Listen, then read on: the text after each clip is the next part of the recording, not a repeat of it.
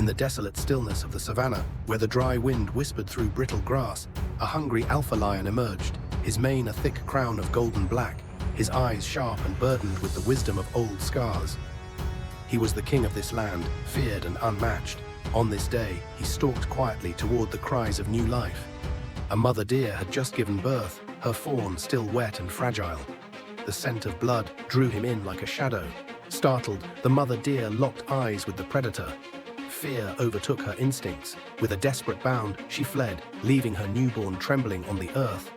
The lion approached the helpless fawn. His powerful frame cast a long shadow over the tiny creature.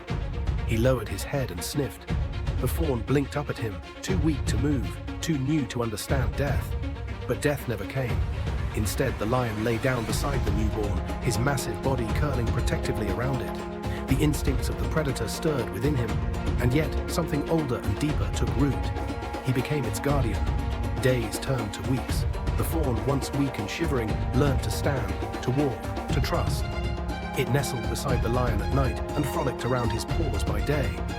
Where others saw a predator and prey, they had discovered something else: companionship. An unlikely friendship, born not of survival, but of choice. One dusky afternoon, trouble came. Two young lions, strong and ambitious, crossed into the alpha's domain. They saw the fawn as nothing but food, a weakness to exploit. But the guardian lion stood tall. With a roar that echoed across the plains, he charged. A brutal battle unfolded beneath the blood-red sky. Teeth clashed, claws tore, and the earth trembled beneath their fury. Though wounded, the alpha drove them back. The invaders, bloodied and beaten, retreated. The fawn, now older, stood by and watched, wide-eyed. Time passed, and the seasons shifted. The fawn grew strong, swift, and graceful.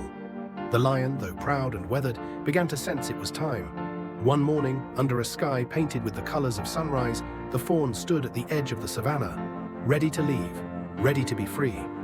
The lion watched in silence. The fawn took a few steps, then stopped. He turned one last time, locking eyes with the great lion who had once spared his life and given him a future. As if to say, thank you. The lion did not move, but his golden eyes softened. And under the setting sun, the fawn disappeared into the wild. No longer prey, no longer protected, but something more. A legacy of compassion in the heart of a predator.